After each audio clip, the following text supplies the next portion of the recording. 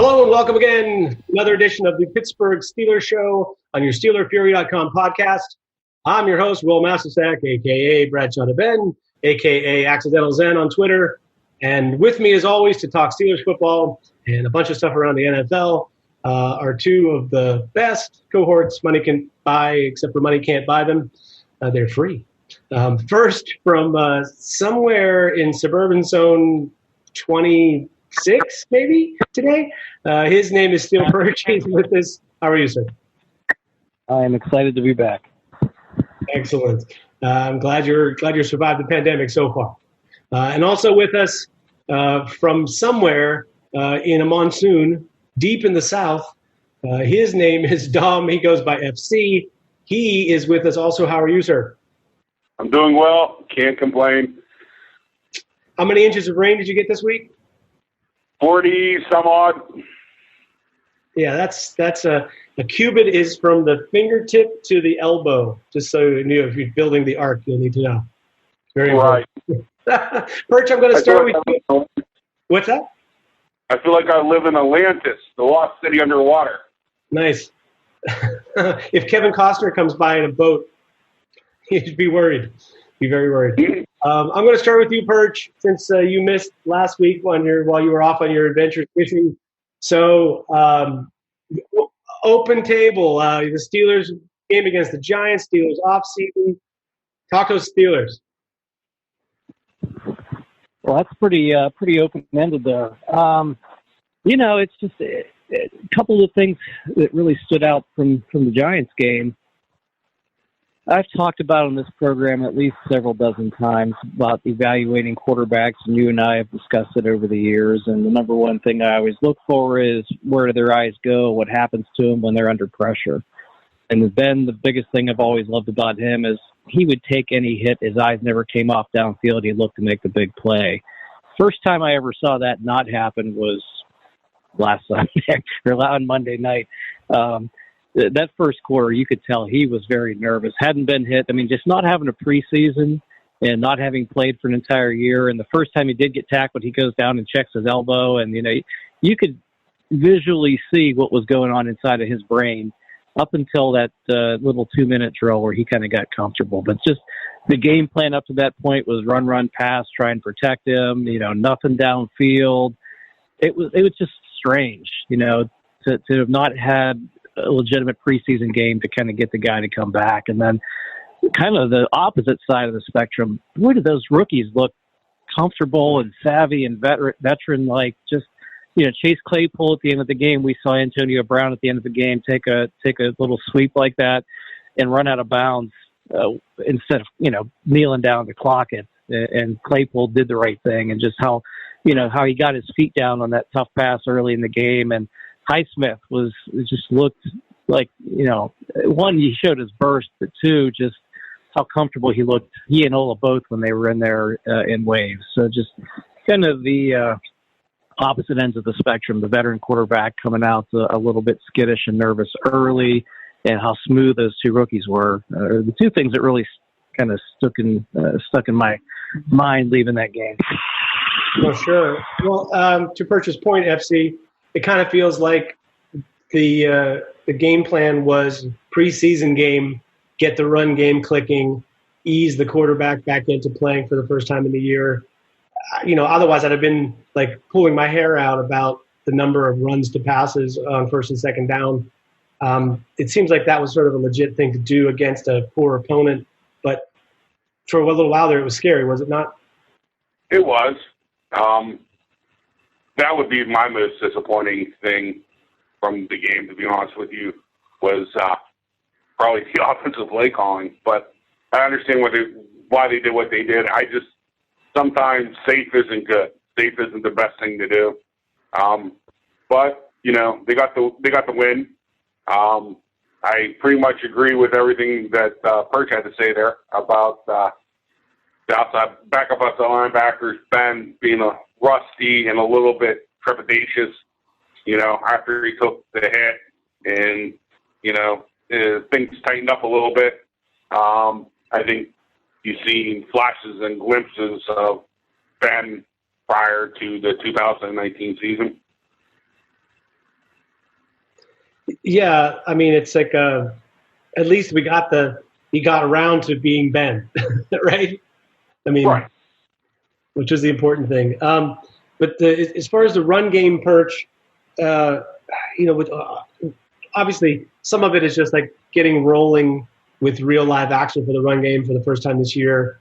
But James Conner did not really add to any kind of confidence level that either A, he's going to be super effective, or B, he's going to remain uninjured for a whole season. What was your take on that? I'll start on the other side of it. Boy, Benny Snell seemed to have a burst that I don't remember him showing at Kentucky or even last year. It looks like he kind of remade his body a little bit, and he was running away from linebackers chasing him a number of times. Yeah, he maybe picked up an extra 3 or 4 yards, but you could see his acceleration and burst.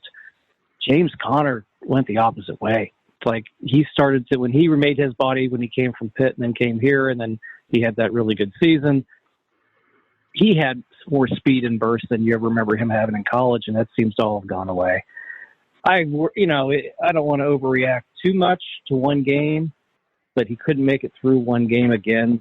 I think that the writing's on the wall that I think the best part of his football career was left at Pitt and 2 years ago here, and I think that those injuries are catching up to him. I mean, the guy's undergone cancer treatment and had a number of season-ending injuries and just little nagging things, and I just don't have a lot of faith for him. Now, they're saying he's back and running with the starters yesterday, and he may start again next week, but it'll be interesting to see if Snell continues to outproduce him, how long it takes before Benny Snell is the official number one.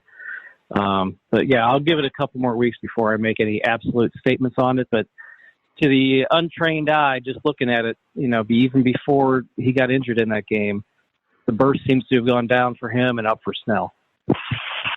Yeah, and it's it's hard to make any hard, fast determinations from week one in the NFL. A lot of weird stuff happens week one. So FC. In terms of, since we're on to injuries, we talked a little bit about James Conner injuries. The offensive line, what was your take on offensive line play, both where they started and then with the 5 they ended up with in the game? What was your take on that situation? It was rough. It's hard to really give an opinion of Kevin Dotson. I was a big fan. Coming out of college, I mean, he played 11 total plays in the game. He looked solid enough.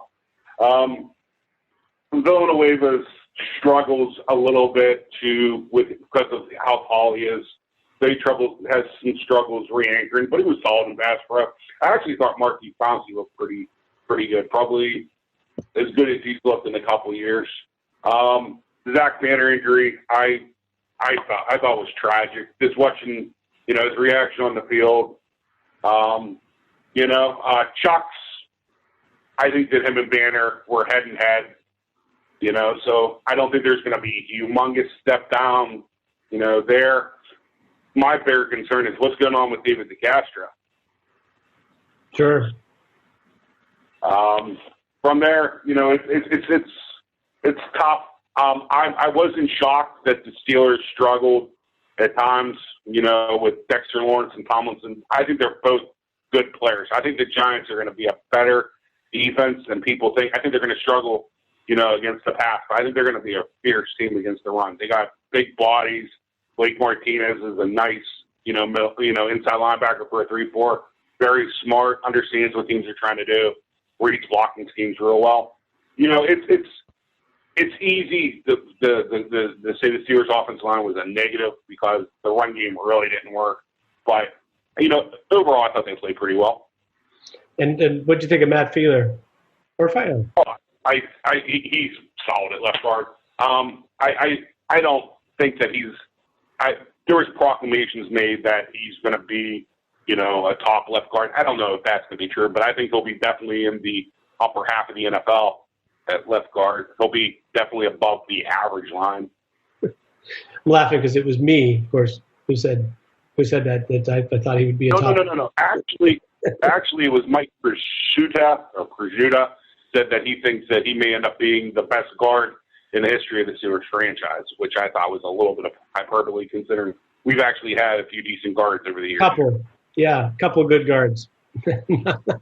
Interesting. Well, let's go over to the defense for a second. I couldn't help but watch the game and think that the guy who enjoyed the Steelers game in the Steelers organization, the guy that enjoyed it the least was Omar Khan, because somehow he has to figure out a way.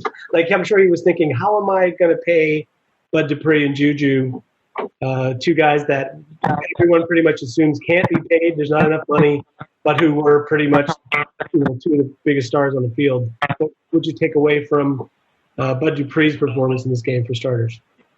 Well, I'll back it up one more if you're going to go down that path. Isn't the left tackle, left guard, and starting right tackle all free agents at the end of the year, and the center's old, and his twin brother just had basically a career-ending injury? I mean, the offensive line's got major issues coming up, and that's not even talking about Bud Dupree, who they probably can't afford, Juju, who they probably can't afford. They've got some serious, for them to have not extended any of those guys, it's a little bit frightening to see what the hell's going to happen. I guess they don't know where the salary cap's going to be with all this COVID craziness and the loss of revenue. But the first thing that stuck out on defense to me, being that I'm a negative Nancy, if it's third down and you're playing the Steelers, find who Terrell Edmonds is covering and throw it to him, because it's like a guaranteed 100% first down every time. And that 18-play drive, I think he gave up 3 or 4 first downs in coverage. I hate to pile on a guy that everybody else seems to pile on. I think he does a pretty good job in the box, and he's a pretty solid tackler. But he's always just a step out of place in coverage, and teams are going to see that, and they're going to continue to target him. Otherwise, on D, I think Alulu probably needs some love. I mean, he did a very good job at nose tackle, very active. The whole defensive line just dominated. Saquon Barkley couldn't get going anywhere. Devin Bush looks like the athlete we thought he was, but now his brain is caught up, so he doesn't have to think so much, and he just is flying around to the ball everywhere. And Dupree was probably the best player in the field for as much as we've ragged on him over the years for not quite getting it. He was a stud in that game. Yeah, I feel like, you can, I mean, in a way about Edmonds, like going back to that for a second, it's really hard to gauge because, even if you're a pretty good player, if you're the worst player on any given defense, you're going to get targeted a lot, and your success rate is not going to be as good as the other guys. On the other hand, yeah, it feels like he's playing like Sean Davis right now, in that he's lining up a little bit too deep, and he's taking a little too long to make his determination about what to do, and he ends up being a step late to pretty much everything in the NFL. Even with him being a plus athlete, it's just that much longer for him to get to the play.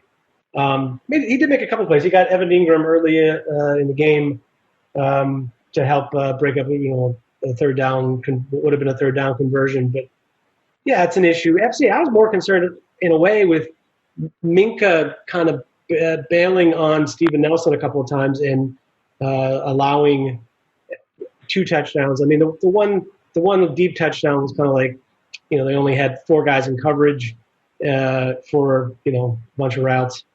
But did you notice that I thought the slant on the touchdown that Minka bit away from that slant, and Steven Nelson, had no help to the inside. You think Minka, with the moving around from time to time, is maybe going to try to do too much? How did you see it? Is that for me? Yeah, that's for you, actually.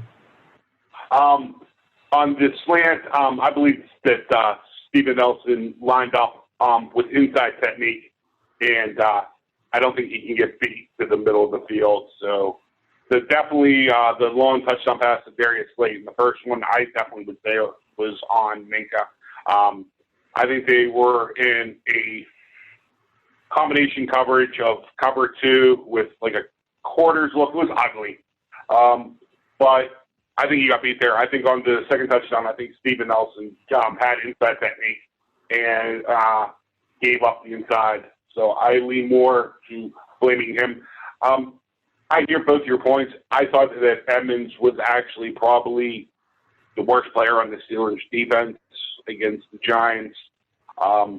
I actually would argue that I can't believe I'm going to say this, Alou might have been one of the best players on the Steelers defense. Watching what he did against Will Hernandez, cannot block this pass block to save his life. He's a hell of a run blocker against Kevin Zeitler, who's another pretty good run blocker. He did a very good job holding up against the run. Minka got a little bit of a riverboat gambler to his game where he did get caught on, the one pass play. I have a feeling that throughout the season he's going to get caught a few more times, but he's going to create some splash plays. Overall, if I had to use one word to describe the Steelers' defense against the Giants, boy, were they fast. They just look fast at every level. All four outside linebackers have played. Vince Williams played fast. It was a solid overall performance. I think we probably should point out before we dump on the secondary too much is just they sold out to stop Saquon in the running game. And they put their corners and their one deep safety, Fitzpatrick, on an island for a lot of the game. And Tomlin even alluded in this post game to, hey, we put our secondary in some tough positions out there because they were basically selling out to stop her. They weren't going to let Saquon get going, and they thought that, hey, we can keep Daniel Jones bottled up enough just by pressuring him and taking away his run game and putting him in third and long.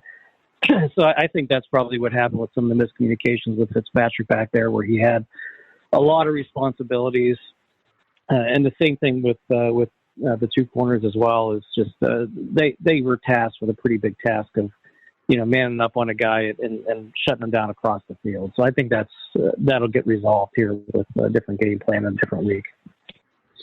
Yeah, and it just it was the smart thing to do. Basically, you knew they were going to force it to Saquon, especially with the condition of that offensive line in pass protection.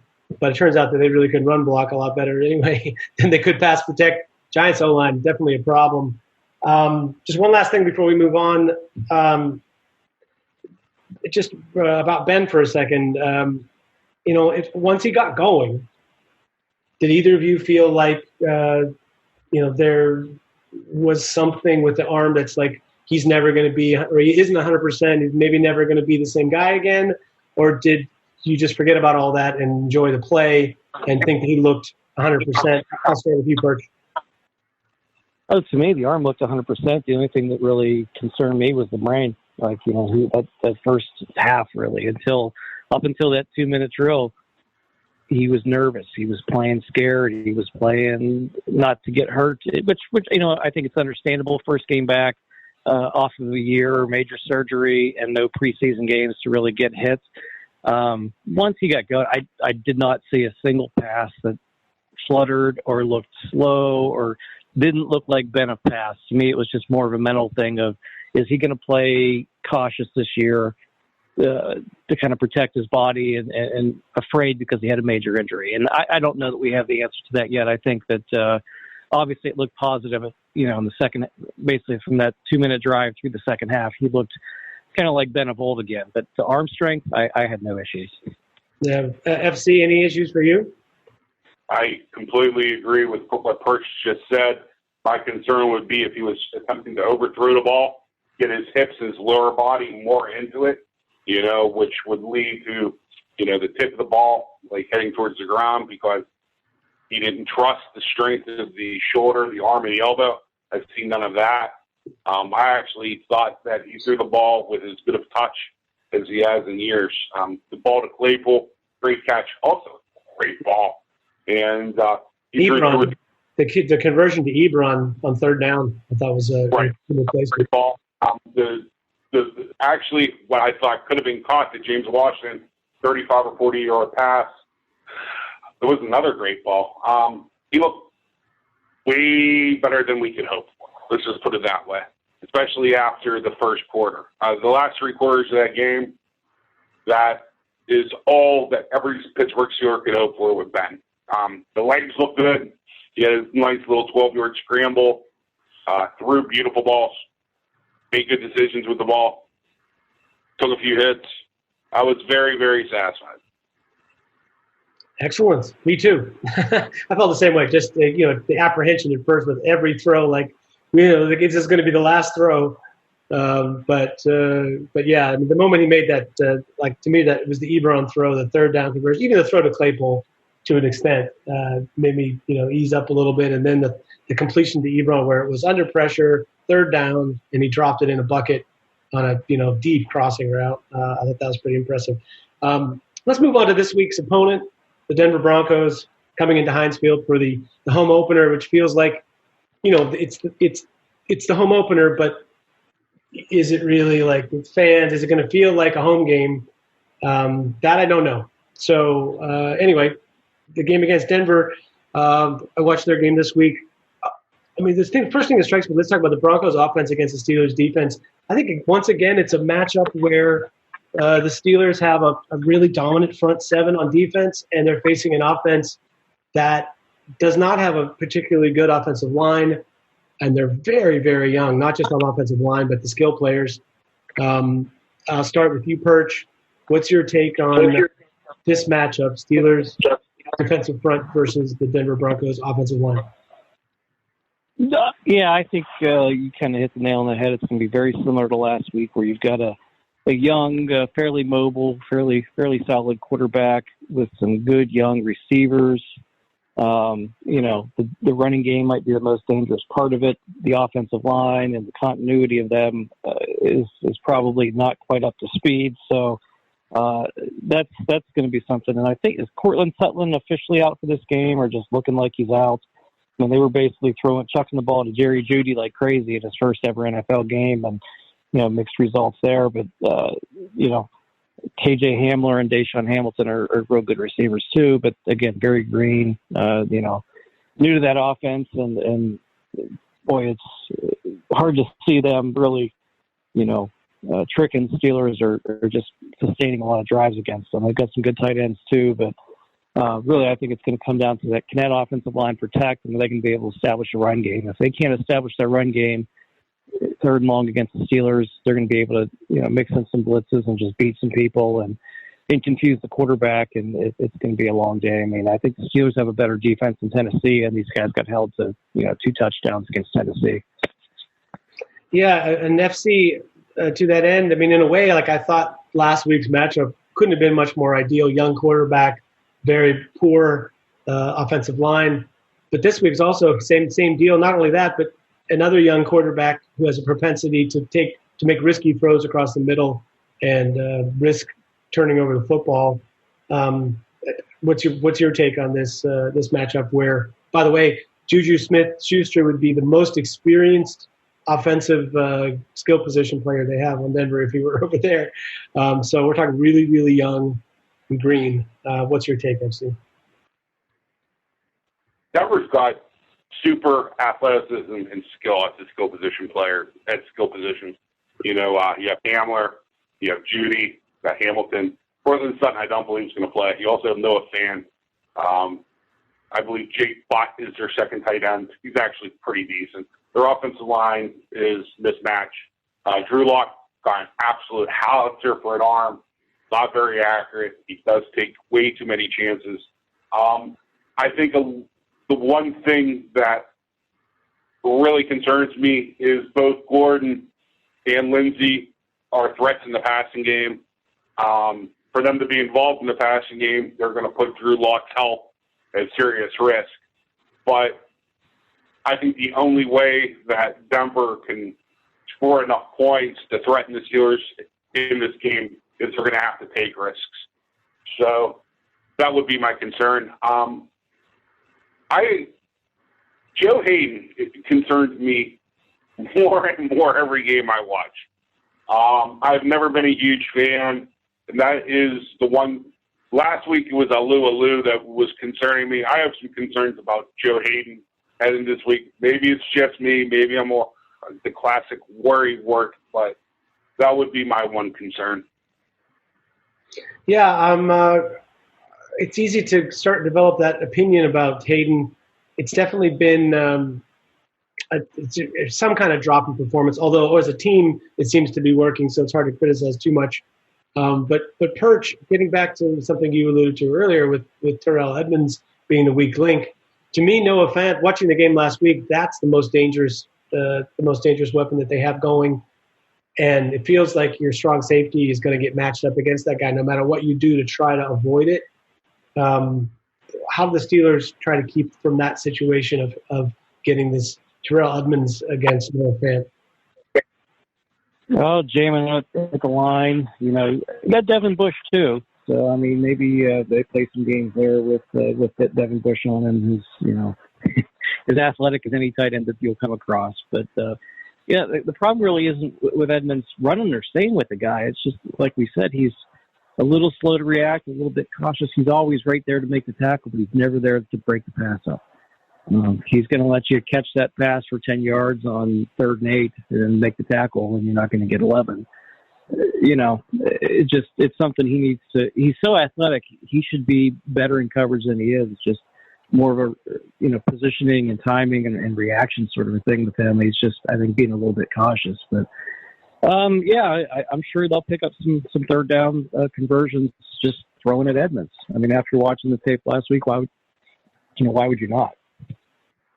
Yeah, I mean, I guess the thing is they don't have that much to lose. It's a travel game for them, which is their travel now for I think any team is going to be a little different. They're going to have some more protocols to deal with and so on. So there's that, and it's a situation where they're a little overmatched in the trenches. To that end, let's flip over to the other side. FC Steelers offense against the Denver defense.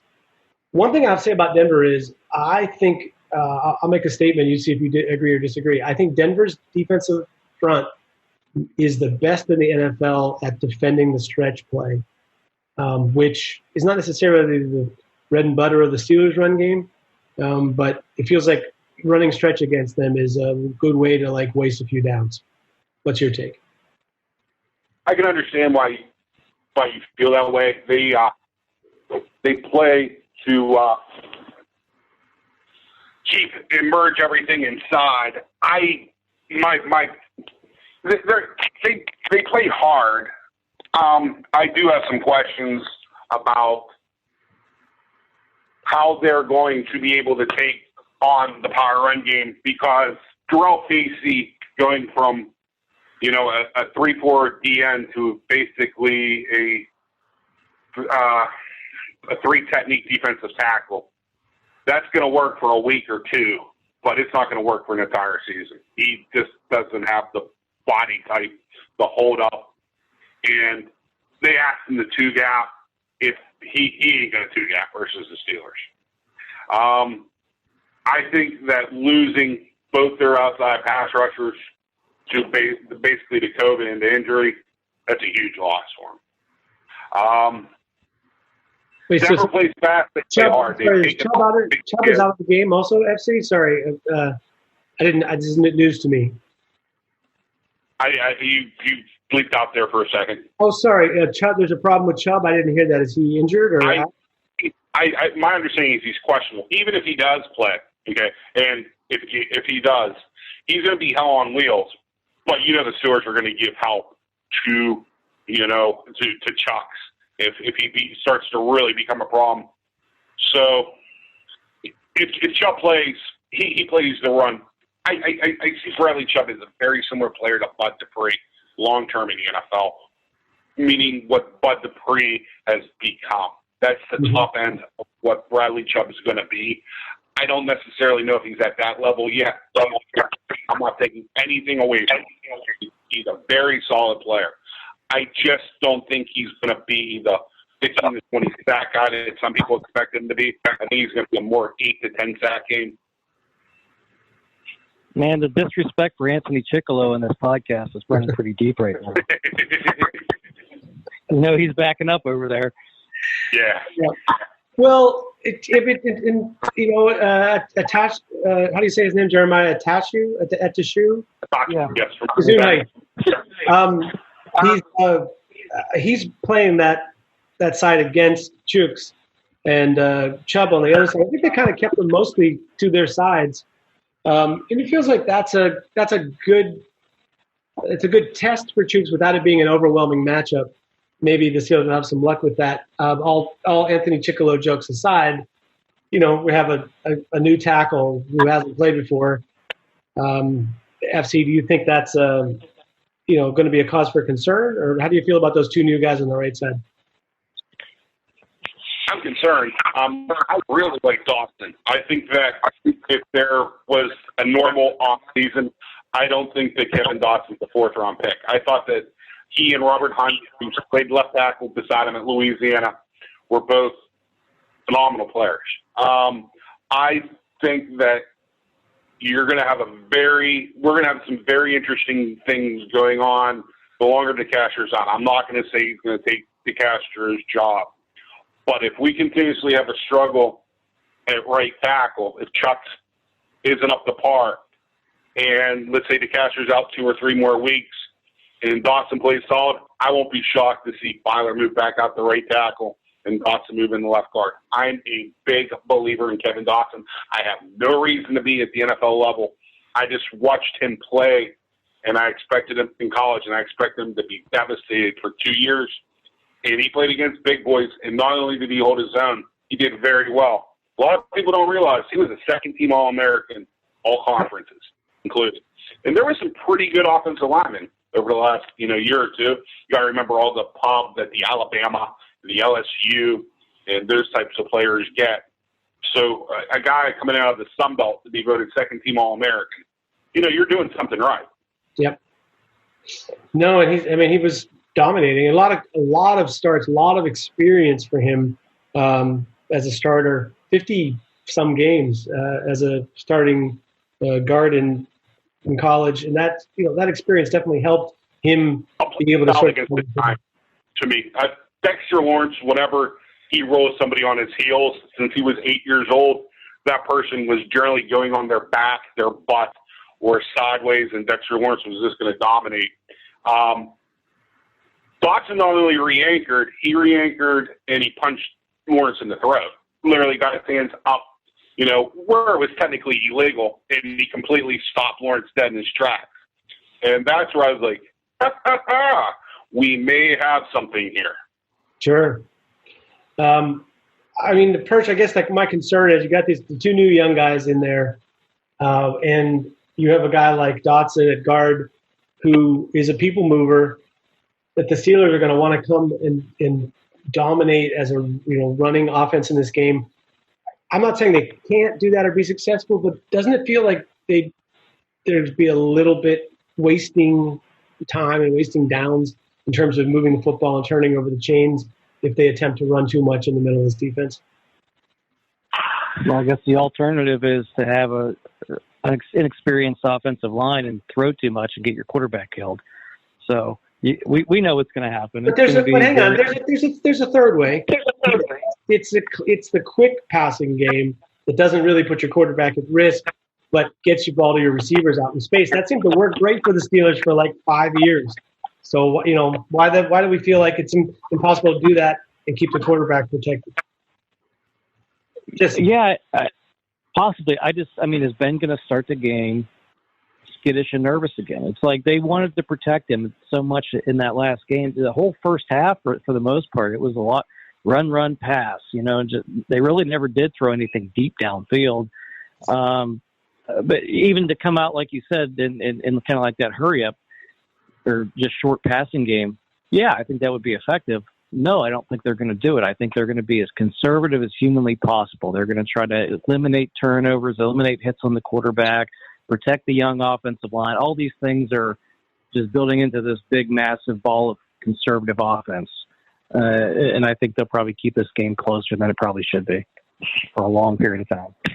And it's just so, I don't know.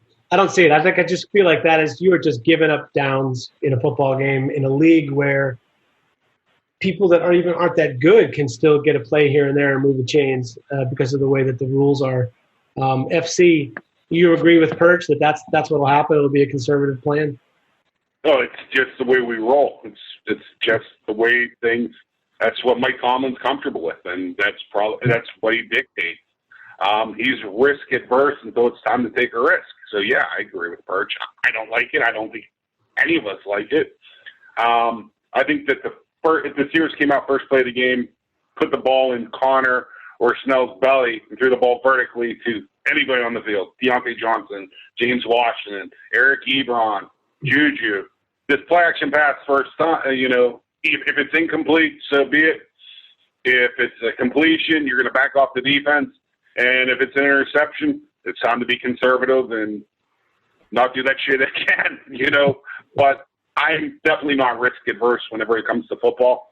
I think if you back the safeties out of the box early, I think the Steelers defense or Steelers offense can be a juggernaut.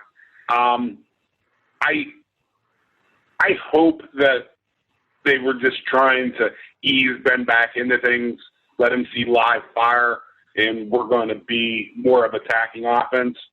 But that's a pipe dream. We all know it's not going to happen. We're going to do what we do. Yeah, I mean, my only argument would be, and even from their standpoint, if last week was a preseason game where they try to get the run game together and try to, get everything working in sync and get their quarterback at ease, the missing piece of the, preseason and preparation for the season at large is getting your quarterback in a flow, where he has a chance to really get rolling. Because at some point in the season, maybe not this week, but when you face Baltimore, when you face Kansas City, they're going to need that quarterback to be able to roll. They're not going to be able to count on Benny Snell dominating some game and, playing conservative football against a team like that. As much as they might want to be risk averse against those teams, chances are they're going to have to score some points. And the way you do that is to have your quarterback, who's the most point scoringest guy on your team, make some plays. And I don't know, I got lost. I'm not sure exactly where I'm going with that as a question, but it just feels like there's got to be some time where you get him used to letting it rip before you're down by 2 touchdowns in some game late in the season that you really need to win, right? Don't you have to get good at that, Perch? I think that was you that made that point. It's like you can't just go a whole season. This is from conversation from 2009 or 2012. You can't go a whole season and then ask the guy to turn it on at the end when you need him desperately in the playoffs. That's sort of a Perch question. Yeah, I mean, it's just we know who the Steelers are, and especially when they have a good defense. Remember back to 2008, 2005, 2004. They're going to do everything they can to establish their run game, to eliminate turnovers, to be cautious, to let that defense keep them in the game, and their philosophy is we'll win it at the end. And you know what? Ben's a pretty goddamn good guy to have to win it at the end, because you saw Rusty Ben off of a year of surgery and not playing football. The first 2-minute drill he gets, he just surgically moves downfield. He's just so good at it. So, it's a successful winning formula for them that they've, done over the years. Now, I think FC thinks this team's good enough to blow some teams out, to come out and hammer down first half and just put up some points and get a lead and let your defense play with the lead and just suffocate some teams. It's just not in their DNA. It'll just continue to frustrate us. So I'm not going to expect them to change. I just think back to 2008 again, opening week against the Houston Texans. Steelers did that. They let it rip in the first half, got out to a big lead, and then took the air out of the football, won 27-3 or whatever it was. To me, that's a perfectly acceptable way to win and use your running game, to keep you from making too many mistakes later in the game and so on. But it's a lot easier and feels a lot better to do that when you've got a big lead than it does to count on keeping it close and winning at the end against a team that's inferior. I know that we've gone round and round in this program on this thing, but it's just I got to say it one more time, especially when you see last year compared to this year, and you understand, last year we got, they were perfectly capable of keeping it close, but they let teams hang around, and because the quarterbacks, even with the Steelers having a really good defense, the other team found a way to make a play here or there that was the difference in the game. Why keep it close? I like running up the score. It's nice. We haven't got a chance to do that very much in the history of this show. since 2008. Not too many times where the Steelers looked like they were running up the score. Every once in a while, once a season. Carolina 2 years ago. Anyway, I think for the moment that'll have to do it for our matchup.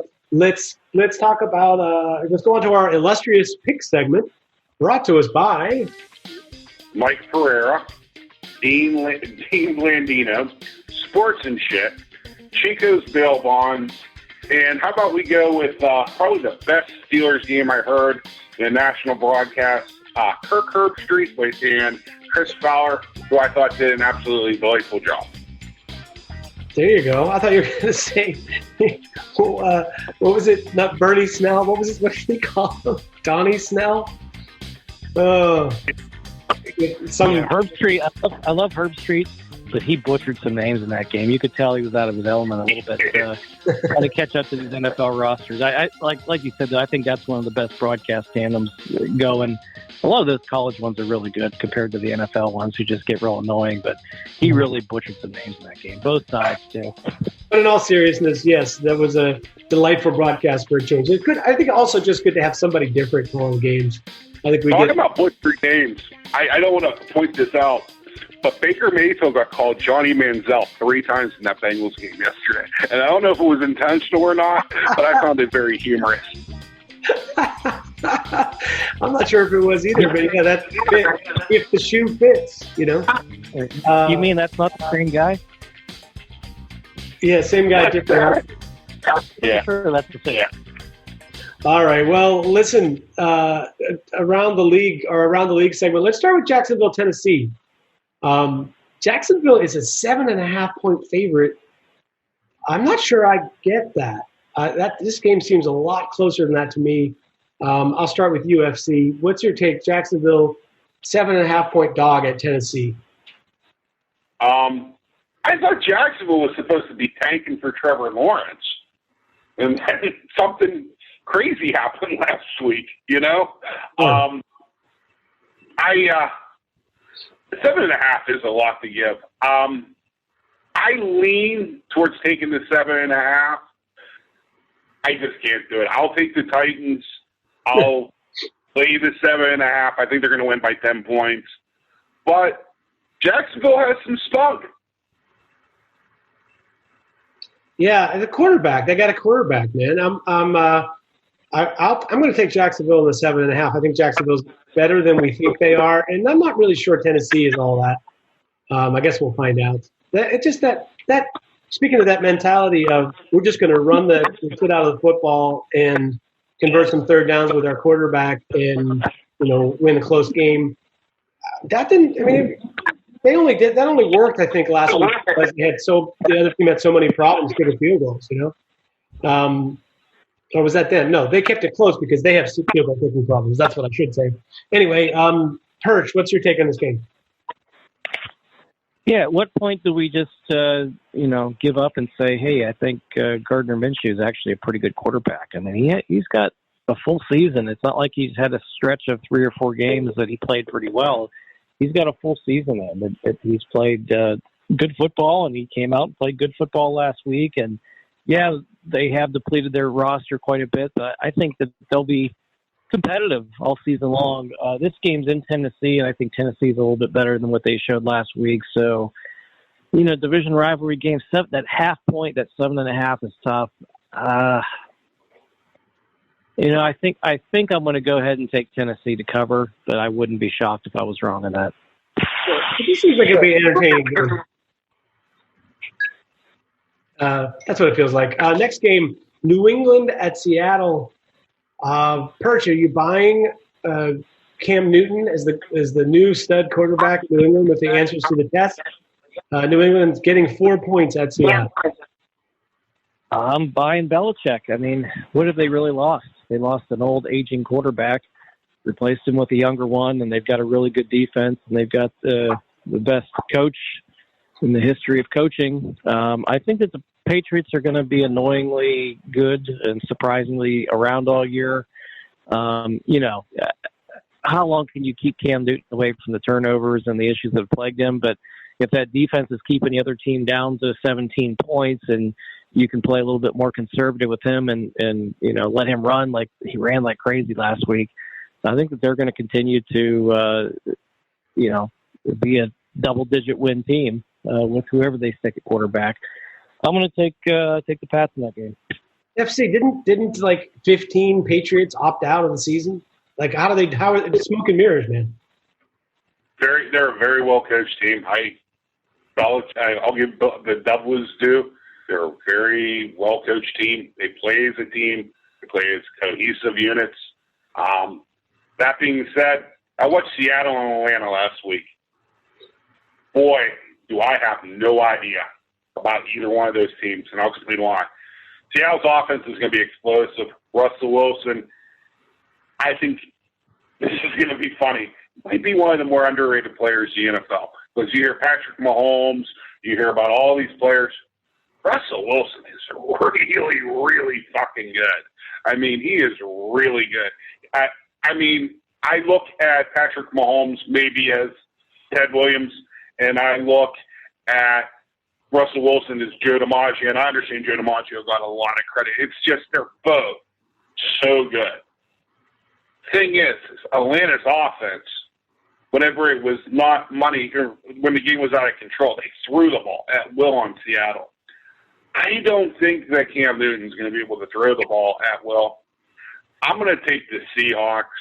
The reason I'm going to take the Seahawks is I think that they can score more than New England can, and I'm not sure that New England is going to be able to slow them down enough. Yeah, Perch, how do you feel? Oh, you already picked. I'll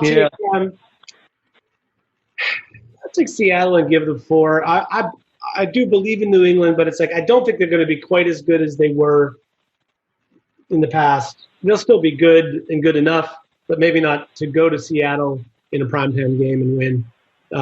So I will take the Seahawks. Last one, New Orleans at Las Vegas. We really, put a lot of stock in the Las Vegas Raiders, but it feels like they could at least put up some points with New Orleans. How do you feel about this game, FC? By the way, Vegas is a 5.5-point dog at home. Right. This is going to be my shocker. I'm taking Vegas in the 5.5 points. There's a few things that I took from that Saints game.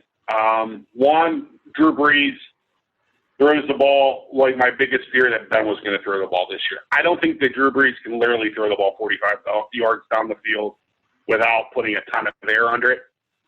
Emmanuel Sanders is going to be useless in that offense without a quarterback with a live arm. Michael Thomas got dinged. Alvin Kamara is explosive and fantastic and all that. John Gruden got Vegas believing. And somehow, some way, he's made Derek Carr into something decent. And they have a bunch of explosive weapons, too. I think the Saints are going to come in there with big heads. I think Vegas is going to win the game outright by like a field goal. Nice. Perch, what's your take? Yeah, I think Michael Thomas is supposed to be out for a couple weeks, which is going to hurt the Saints a bit. I just have a hard time ever believing in anything with the Raiders. I mean, I just don't. I'm not a huge Gruden fan either. It'll be a close game. What was the line on that? Was it 6? I think it's 5.5. Yeah, 5.5. Yeah, I'm going to go ahead and take the Saints anyway. I think the Saints have a better defense than they're given credit for, and Drew Brees will find somebody to throw to, and they'll win the game by a touchdown. Yeah, you guys know Raiders going to have any fans in the stands? For this is their home opener. I think it's 33% full. Yeah, I feel like it's a first game in their new stadium. That tends to be a like a difference maker in a lot of these games. It's very rare to lose your home opener in a new stadium. Can't remember the last time that happened. So and Michael Thomas injury, that's a huge deal for them. That's been Breeze's bailout guy when the game is tight. So I think it simplifies the defense a little bit to not have that one ticket taken out of the raffle box, as it were. So I'll take Vegas and the 5.5 points. I don't know if this is accurate. I got a real quick report here that actually Vegas is going to fill to 60% of capacity. So you might be talking. What could go wrong? What could possibly Rick go Harrison, whoever Rick Harrison is actually like willed them into allowing 60 Pawn Stars Rick Harrison. So there you go. According to this news story I found here. Nice, beautiful. Well, we'll have to wait and see. That does it for our illustrious pick segment. That moves us to our 5-star matchup. It's a 5-star matchup because the Steelers are in it, and they were in it pretty good last week. By the way, maybe we'll keep track for a change on this show. Perch scored 24 points with his prediction last week. FC 23. Yours truly, only 19, although we all did pretty well overall, all things considered. I'll start with you, FC. What's your take on this week's Steelers-Denver matchup? Give me a prediction. I'll give you the score real quick. I think the Steelers are going to win the game 27-13. And now I'm going to do a little bit. Yeah, 27-13 Steelers. Now I'm going to do a little bit of bitching. I'm trying to figure out what our thought process was in the offseason with signing Eric Ebron and not doing something with Vance McDonald. Because we're not going to be 2 tight ends. Ever. Really. We're not. They like Watt a lot, so we're going to have a fullback in when we're going to try to run the ball. So that kind of seems repetitive, and Dallas has a very big hole right now at tight end. Dalton Schultz is going to play. They lost Sherwin for the year, and I think Vance McDonald would look great in Texas again if we can maybe work out a trade, get anything for him. But my biggest concern is obviously going to be the right side of the offense line for the Pittsburgh Steelers. Alejandro Villanueva, though he's catching some shit this week, which I think is an absolute joke. I am going to be concerned about him going against Bradley Chubb. Getting Jarrell Casey blocked is going to be a big deal. But overall, I think that I believe in Ben. I trust Ben. And I just don't see them losing a home opener. Perch, what's your take? I think that Drew Lock's a pretty good, pretty exciting quarterback. I think that the Steelers will traditionally play conservative and keep this game close. And 7.5 is a big spread. I'm going to take Steelers 23, Broncos 19. Steelers win but do not cover. Yeah, it's funny. I'm I think 27-13 might be the most popular score selection in the history of this program. I'm tempted every week to say 27-13. There's something about those numbers. It's just like in your mind you think, yeah, 3 touchdowns, 2 field goals, that sounds doable. And then the other team is like, a couple of field goals and a lucky touchdown, 27-13. I could say that almost every week. That was nearly my prediction last week.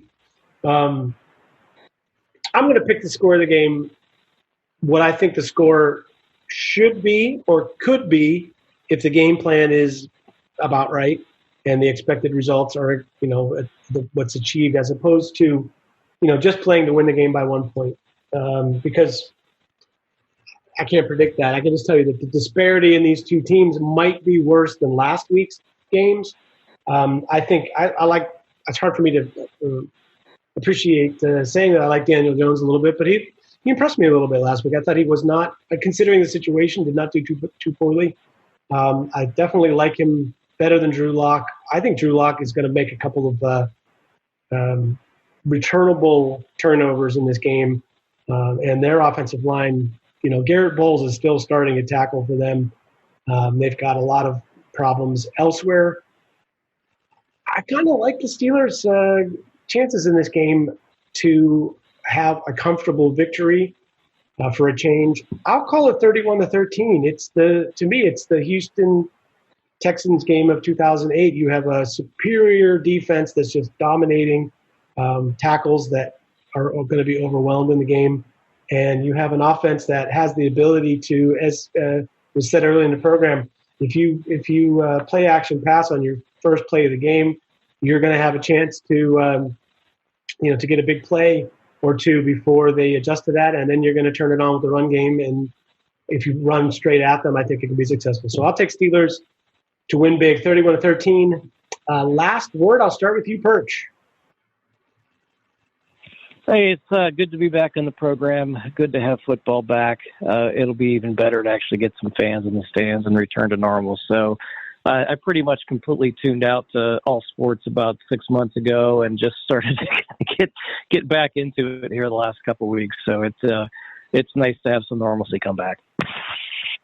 Yeah, it's interesting to have sports, to have been without sports and have it back to see what you really missed or didn't miss, won't miss. FC, how about you? Last word.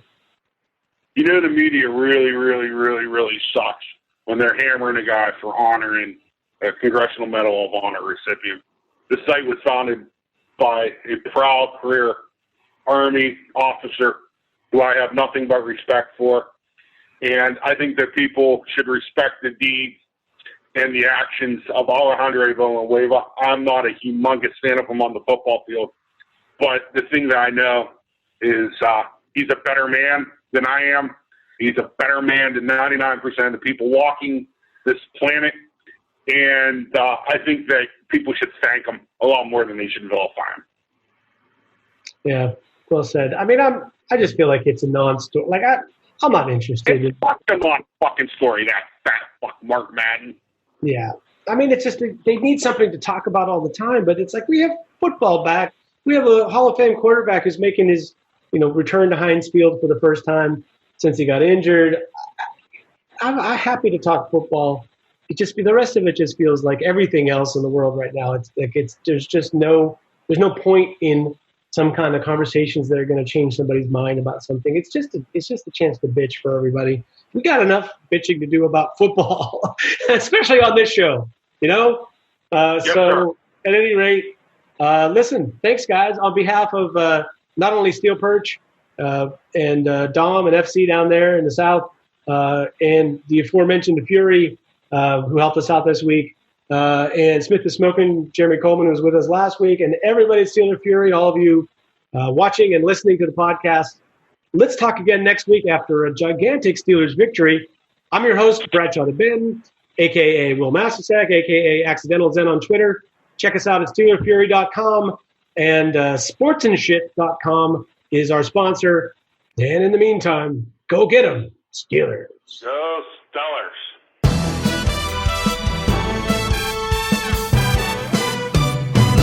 SteelerFury.com.